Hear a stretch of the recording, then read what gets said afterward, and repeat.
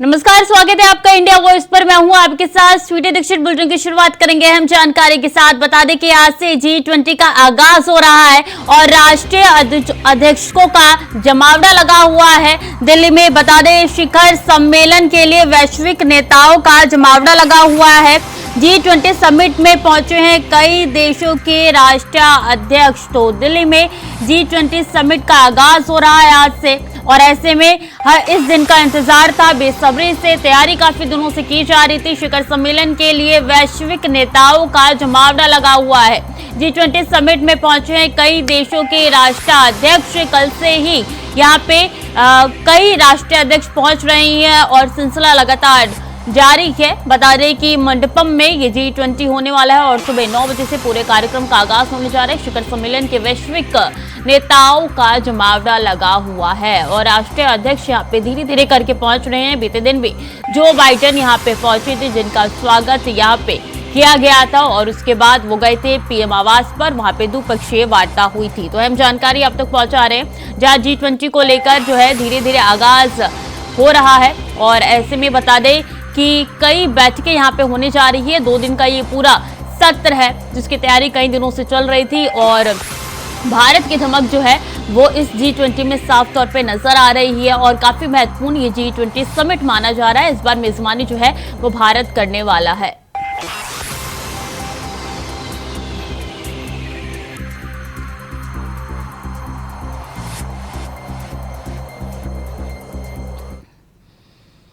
और आज पीएम मोदी कई देशों के राष्ट्रीय अध्यक्षों के साथ बैठक करेंगे। पीएम मोदी ब्रिटेन के पीएम के साथ द्विपक्षीय बैठक करेंगे। पीएम मोदी जापान पीएम के साथ द्विपक्षीय बैठक करेंगे। जनवरी के चांसलर के साथ द्विपक्षीय वार्ता करेंगे। इटली की पीएम के साथ भी द्विपक्षीय बैठक करेंगे पीएम नरेंद्र मोदी। तो कई बैठकें होने वाली है। यहाँ पे पीएम नरेंद्र मोदी अब इस दिशा में आगे बढ़ते हुए नजर आ रहे हैं। आज पीएम मोदी कई बैठक करने वाले हैं। द्विपक्षीय वार्ता होने वाली है। पीएम मोदी ब्रिटेन के पीएम के साथ द्विपक्षीय बैठक करेंगे। बता दें इससे पहले भी जो बाइडेन के साथ द्विपक्षीय बैठक हुई थी और मोदी जापान पीएम के साथ द्विपक्षीय वार्ता करेंगे। तो धीरे धीरे पीएम मोदी यहाँ पे बैठक कर रहे हैं और काफी करीब से जाने की कोशिश कर रहे हैं हर राष्ट्रीय अध्यक्षों को और उनके देशों को, ताकि जो है निवेश और ज्यादा बढ़ाया जाए भारत में। इटली के पीएम के साथ भी द्विपक्षीय वार्ता यहाँ पे होने जा रही है जो कि पीएम मोदी करेंगे। तो राष्ट्रीय अध्यक्षों के साथ यहाँ पे बैठकों का दौर आज से शुरू हो जाएगा।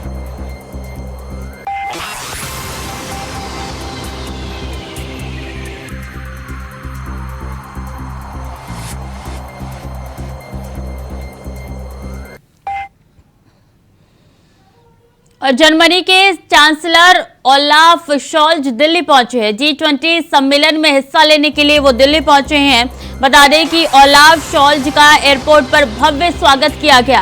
केंद्रीय मंत्री BL वर्मा ने ये स्वागत किया है उनका और G20 समिट के लिए धीरे धीरे यहाँ पे जो भारत मेजबानी कर रहा है उसके लिए यहाँ पे राष्ट्रीय अध्यक्ष धीरे धीरे पहुंच रहे हैं और ये सिलसिला शुरू हो चुका है। G20 सम्मेलन में शामिल होने के लिए ओलाफ शोल्ज पहुंचे हैं, जिनका यहाँ पे सांस्कृतिक कार्यक्रम के साथ स्वागत किया गया है। हर्षोल्लास के साथ उनको यहाँ पे स्वागत के लिए बुलाया गया है। यहाँ पे केंद्रीय मंत्री BL वर्मा ने स्वागत किया उनका। तस्वीर आप तक पहुंचा रहे हैं और जो है वो भारत पहुंच चुके हैं और इसी के साथ अब जो है G20 का आगाज होने जा रहा है और बीते 2 दिनों से यहाँ पे राष्ट्रीय अध्यक्षों के आने का सिलसिला लगातार जारी था। तस्वीरें लगातार इंडिया वॉइस आप तक पहुंचा रहा है। हर एक अपडेट आप तक हम पहुंचाते रहेंगे, देते रहेंगे और बताएंगे कितना महत्वपूर्ण ये 2 दिन भारत के लिए होने जा रहा है।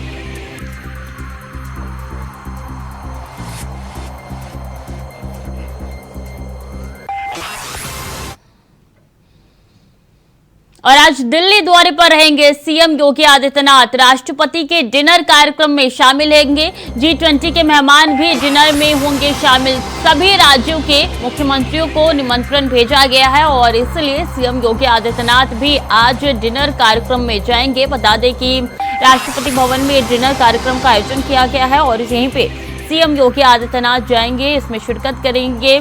क्योंकि यहाँ पे सभी राज्यों के मुख्यमंत्रियों को इनवाइट किया गया है, इनविटेशन भेजा गया है और यहाँ पे मुख्यमंत्री जो है वो जाएंगे। हेमंत बिस्वा शर्मा भी पहुंच चुके हैं डिनर कार्यक्रम में शिरकत करने के लिए शाम को। और आज सीएम योगी आदित्यनाथ दिल्ली दौरे पर रहेंगे। वहां पे डिनर कार्यक्रम जो शाम को होने जा रहा है उसमें शिरकत करेंगे। 7 बजे से ये डिनर कार्यक्रम की शुरुआत होने जा रही है और इसमें डिनर में शिरकत करेंगे सीएम योगी आदित्यनाथ।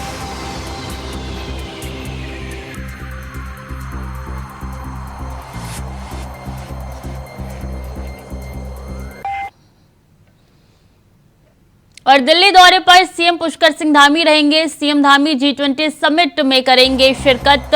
बता दें कि राष्ट्रपति की ओर से आयोजित डिनर में होंगे शामिल। G20 समिट में मेहमानों के लिए डिनर का आयोजन किया गया है। सभी राज्यों के मुख्यमंत्रियों को आमंत्रित किया गया है, इसीलिए यहाँ पे उत्तराखंड के मुख्यमंत्री भी पहुंचेंगे डिनर कार्यक्रम में शिरकत करने के लिए। और यहाँ पे सभी मुख्यमंत्रियों को इन्विटेशन भेजा गया है, निमंत्रण भेजा गया है।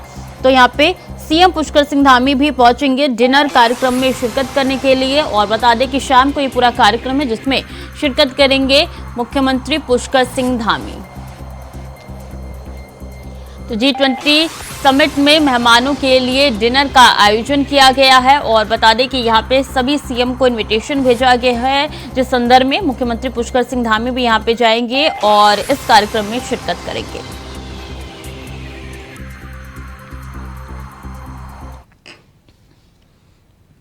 G20 समिट से पहले पीएम मोदी और अमेरिकी राष्ट्रपति जो बाइडेन के बीच करीब 52 मिनट तक मुलाकात का ये सिलसिला चलता रहा। बाइडेन एयरपोर्ट पहुंचने के बाद सीधे पीएम आवास पर पहुंचे। यहां दोनों नेताओं के बीच द्विपक्षीय वार्ता हुई। पीएम मोदी और बाइडेन की मुलाकात के बाद एक साझा बयान जारी किया गया। इसमें भारत अमेरिका के साझेदारी बढ़ाने की बात हुई। साथ ही अमेरिका UNSC में भारत की स्थायी सदस्यता के पक्ष में दिखा। इस दौरान बाइडेन ने G20 की अध्यक्षता के लिए भारत की तारीफ की। साथ ही चंद्रयान 3 की सफलता के लिए भारत को ढेरों शुभकामनाएं दी। वहीं पीएम मोदी ने बाइडेन को क्वाड सम्मेलन 2024 के लिए न्योता भी दिया।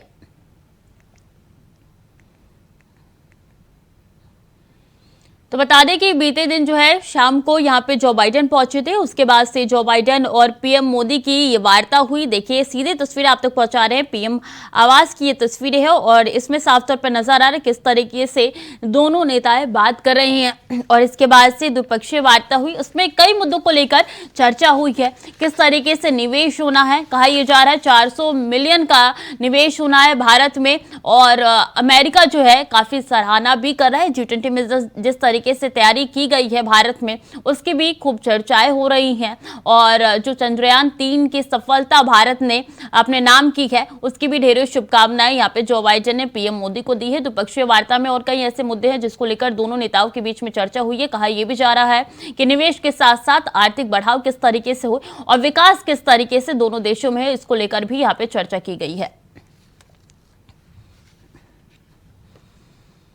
और इस वक्त की ताजा जानकारी आ रही है कि प्रधानमंत्री मोदी भारत मंडपम पहुंचे हैं। भारत मंडपम में पहुंच चुके हैं पीएम नरेंद्र मोदी। बता दें पीएम के साथ विदेश मंत्री एस जयशंकर मौजूद है।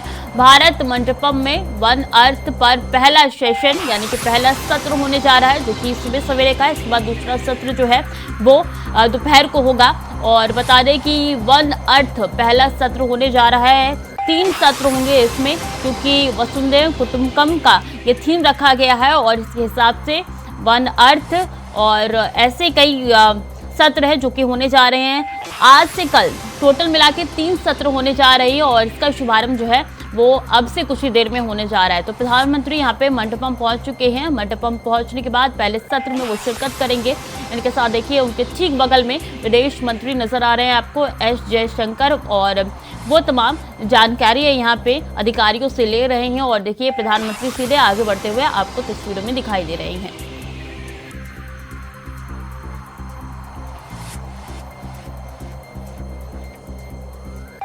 तो प्रधानमंत्री मोदी पहुंचे हैं भारत मंडपम, जहां की सीधी तस्वीरें आप तक पहुंचा रहे हैं। यहीं पर पूरे कार्यक्रम का आयोजन किया गया है। G20 समिट जो है वो यहीं पे होने वाला है। कई दिनों से तैयारी चल रही थी और आखिरकार आज वो दिन आ गया जिसका इंतजार बेसब्री से था।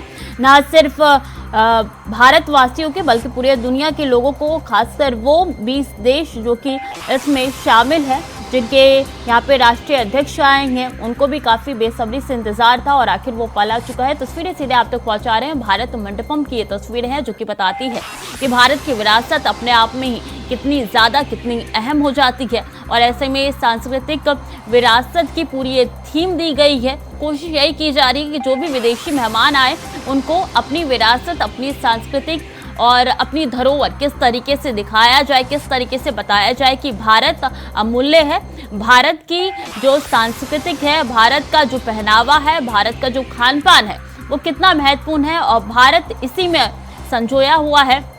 भारत ने काफी दिनों से ये तैयारी कर रहे थे और आखिरकार आज वो दिन आएगा जिसका बेसब्री से इंतजार था। सीधे तस्वीरें पहुंचा रहे हैं आप तक मंडपम की, जहां पे प्रधानमंत्री पहुंच चुके हैं, देश के मुखिया पहुंच चुके हैं, बाकी देश के मुखिया भी यहां पे पहुंचेंगे और धीरे धीरे पूरे कार्यक्रम का आगाज होने जा रहा है, कार्यक्रम की शुरुआत होने जा रही है।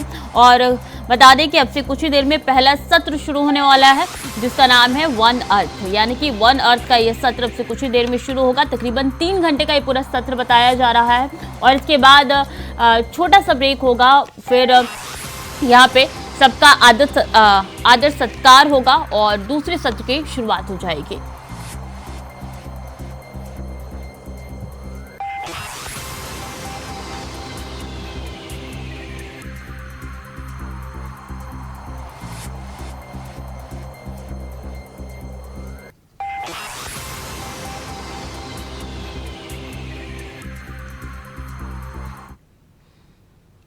और आंध्र प्रदेश के पूर्व सीएम चंद्रबाबू नायडू गिरफ्तार हो चुके हैं। 118 करोड़ के रिश्वत के आरोप में उनको गिरफ्तार किया गया है। टैक्स की गड़बड़ी मामले में भेजा गया था नोटिस भेजने के बाद जवाब नहीं दिया गया और जब गिरफ्तारी करने के लिए यहां पे पुलिस पहुंची तब उनके कार्यकर्ताओं ने पुलिस को घेर लिया, आगे नहीं आने दिया गया। उसके बाद चंद्रबाबू खुद अपने वैनिटी वैन से बाहर निकले और पुलिस से पूरा वेरिफिकेशन मांगा, पूरी जानकारी दी, लेकिन पुलिस ने यहाँ पे बता दें कि कहा है कि न्यायालय में ही आपको पूरी जानकारी दी जाएगी और इसके बाद से पूरी जो है समर्थन यहाँ पे चंद्रबाबू ने दिया पुलिस को और गिरफ्तारी यहाँ पे हो गई। बता दें कि यहाँ पे कौशल विकास योजना से संबंधित घोटाले का मामला है जिसको लेकर चंद्रबाबू की गिरफ्तारी हुई है और 118 करोड़ के रिश्वत के आरोप में उनकी गिरफ्तारी हुई है। नोटिस पहले भेजा गया था लेकिन कोई भी यहाँ पे उनकी तरफ से जवाब नहीं आया था, जिसके बाद से पुलिस ने इनको गिरफ्तार कर लिया। और अफ्रीकी देश के मोरक्को में भूकंप आया है। मोरक्को में भूकंप के तेज झटके महसूस किए गए हैं। बता दें कि यहाँ की तीव्रता जो है 6.8 मापी गई है। भूकंप से 296 लोगों की जान चली गई है। राहत और बचाव का कार्य अभी भी जारी है। भारतीय समय अनुसार तकरीबन 3-3:30 बजे के करीब ये भूकंप के झटके आए हैं, जिसके बाद से यहाँ पे मोरक्को में तबाही का मंजर नजर आ रहा है। सिर्फ तबाही दिख रही है। 200 से ज्यादा लोगों की यहाँ पे जान चली गई है। रिक्टर पैमाने पर 6.8 भूकंप की तीव्रता मापी गई है, जो कि काफी भयानक बताई जा रही है। इससे पहले टर्की में ऐसा भूकंप आया था जहाँ पे 7.8 से ज्यादा का तीव्रता मापी गई थी, जिसके बाद से कई लोगों ने वहां पे भी जान गंवाई थी। और ये तस्वीरें आप तक पहुंचा रहे हैं मोरक्को की। और ज्ञानवापी परिसर में एसआई सर्वे का मामला है, आज से फिर शुरू होगा। ज्ञानवापी में एसआई सर्वे परिसर में एसआई सर्वे बढ़ाने की मांग पर हुई थी सुनवाई।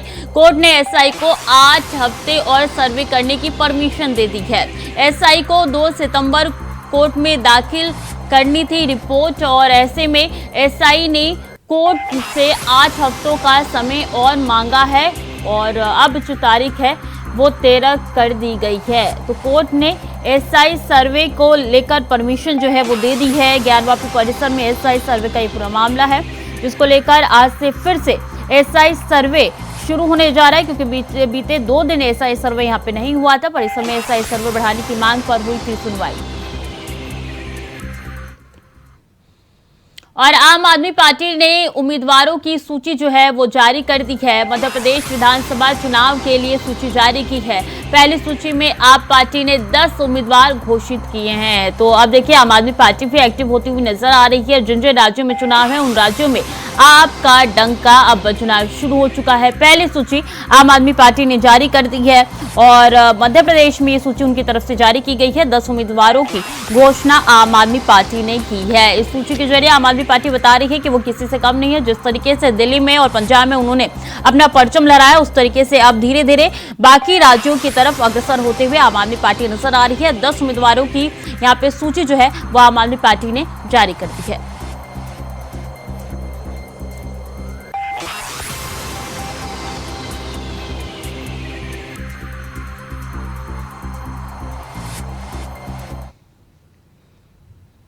और घोसी विधानसभा उपचुनाव की मतगणना के नतीजे सामने आ चुके हैं।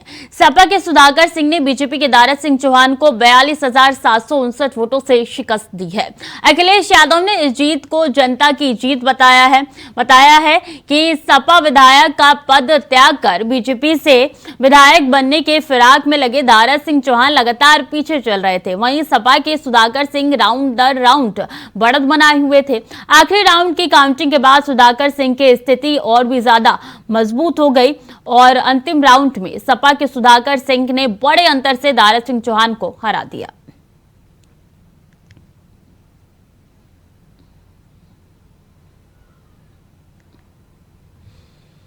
और उत्तराखंड की बागेश्वर सीट पर हुए उपचुनाव में बीजेपी ने जीत का परचम लहराया है। बीजेपी प्रत्याशी पार्वती दास ने अपने प्रतिद्वंदी को 2,405 वोटों से मात दी है, जिस पर बीजेपी जहां जनता का आभार जता रही है तो वहीं कांग्रेस इसे लोकतंत्र पर आघात बता रही है।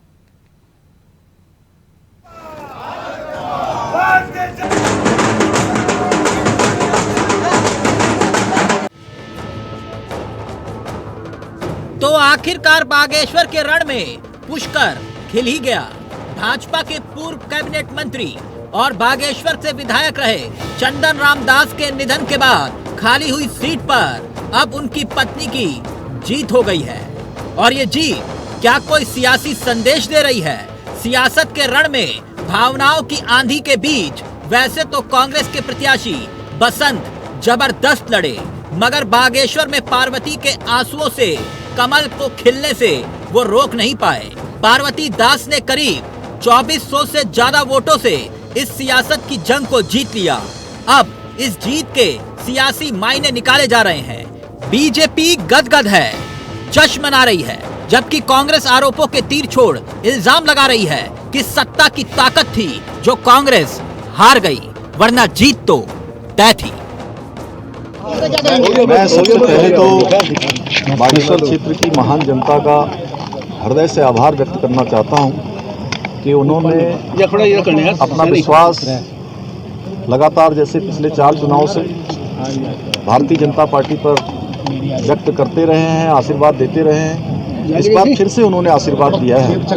मैं पार्वती दास जी को बहुत शुभकामनाएं देता हूं, बधाई देता हूं। वे मातृशक्ति की जीत है। हमारी माताओं बहनों का मैं दिल से आभार व्यक्त करना चाहता हूं, बड़े बुजुर्गों का, नौजवानों का, जिन्होंने उत्तराखंड राज्य की तरक्की के लिए, बागेश्वर को आगे बढ़ाने के लिए और हमारे देश के यशस्वी प्रधानमंत्री मोदी जी के नेतृत्व में जिस प्रकार से आज उत्तराखंड का और देश का विकास हो रहा है, उस विकास को अनवरत रूप से आगे बढ़ाने के लिए भारतीय जनता पार्टी को जिताया है। उन्होंने अपना आशीर्वाद दिया है। मैं उन सबको आश्वस्त करना चाहता हूं कि जो स्वर्गीय चंदन रामदास जी के उस क्षेत्र के लिए सपने थे, जो उनकी आशाएं थी, जिनको उन्होंने आगे बढ़ाया था, उन सभी को हम आगे बढ़ाएंगे। भारतीय जनता पार्टी के पक्ष में एक अच्छा माहौल रहा। वहाँ की जनता ने हमको जो समर्थन दिया, हमारा माननीय मुख्यमंत्री जी के कार्यों के प्रति, प्रधानमंत्री जी के कार्यों के प्रति जो उन्होंने एक उत्साह के रूप में मतदान किया है, मैं कह सकता हूं कि भारतीय जनता पार्टी के लिए चुनाव बड़ा महत्वपूर्ण था और अच्छे मतों में चुनाव को जीते हैं। और ये शुरुआत है, आगामी दिनों के अंदर सारे चुनाव भारतीय जनता पार्टी इस प्रकार से जीतते आगे बढ़ेगी। कांग्रेस की हार की वजह क्या मानते हैं? देखिए, कांग्रेस आयातित प्रत्याशी लाएंगे, धन बल के आधार पर जब चुनाव लड़ा जाएगा और इस पर ज़्यादा पैसा है, पैसे के बल पर चुनाव लड़ने की जो पद्धति कांग्रेस द्वारा खड़ी की गई थी, मैं कह सकता हूँ बागेश्वर की जनता ने उसको नकार दिया है और वहाँ पुनः विकास को वहाँ की जनता ने स्वीकार किया और भारतीय जनता पार्टी वहाँ भी यही हुई है। जैसे मैंने आपको बताया कि 3 पार्टियां मिलकर हमारे खिलाफ चुनाव लड़ी हैं और फिर भी हम इस चुनाव को जीत के आए हैं, तो कहीं ना कहीं बागेश्वर की जनता ने एक रुझान दे दिया है 24 के लिए भी कि जब 24 में चुनाव होगा तो स्पष्ट रूप से 5 सीटें लोकसभा की भारतीय जनता पार्टी उत्तराखंड में जीतेगी। सत्ता बल धन बल का इस्तेमाल किया, यह उनकी जीत नहीं है। निश्चित रूप से उन्होंने लोकतंत्र की हत्या की है और हम लगातार कहते रहे हैं। चुनाव के दौरान भी हमने इस बात को कहा कि भारतीय जनता पार्टी इन केन प्रकारेण चुनाव जीतना चाहती है और यह सच भी साबित हुआ है। ये लोकतंत्र की हार है और विकास की हार है, नौजवानों की हार है, गरीब मजलूम शोषित वंचितों की हार है। यकीनन बसंत अच्छा चुनाव लड़े, मगर कांग्रेस के लिए बागेश्वर के रण में वो हार का सूखा खत्म करके बसंत नहीं ला पाए।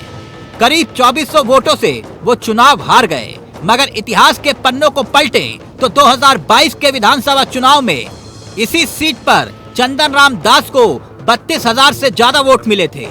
तब वो करीब 12,000 वोटों से चुनाव जीते थे, मगर अब पार्वती को जीत तो मिली, मगर महज 2400 वोटों से। खैर, जीत जीत होती है और हार हार, भले ही वो 1 लाख वोट से हो या फिर 1 वोट से। यकीनन बागेश्वर से मिले जनादेश को अब बीजेपी 24 के संदेश का पैगाम बताएगी तो कांग्रेस इसे सत्ता के दुरुपयोग का नमूना। खैर, जो भी हो, मगर इतना जरूर है कि भाजपा और कांग्रेस के प्रत्याशी के बीच फासला कम होने की वजह से दोनों ही पार्टी इसे अपनी जीत मानकर चल रहे हैं। Tushar Gupta, India voice, Dehradun.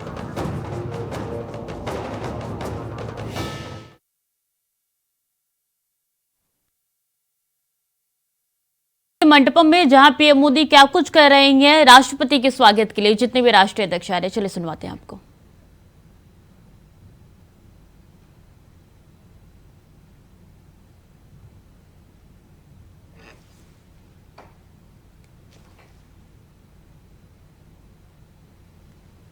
तो सीधे तस्वीरें आप तक पहुंचा रहे हैं कि पीएम मोदी सबका स्वागत कर रहे हैं। यहाँ पे देखिए कितने गर्मजोशी के साथ स्वागत किया जा रहा है। खुशी की लहर जो है तमाम राष्ट्रीय अध्यक्षों के चेहरे पे भी नजर आ रही है। देखिए पीछे किस तरीके से चक्र बना हुआ है, G20 का यहाँ पे लोगो लगा हुआ है, जो कि बताता है कि किस तरीके से भारत और भी ज्यादा मजबूत हो रहा है। और इस बार भारत को ये मौका मिला है, मेजबानी का पहला अवसर है। और इसी संदर्भ में जो है प्रधानमंत्री जो है कोई भी मौका नहीं छोड़ना चाहते।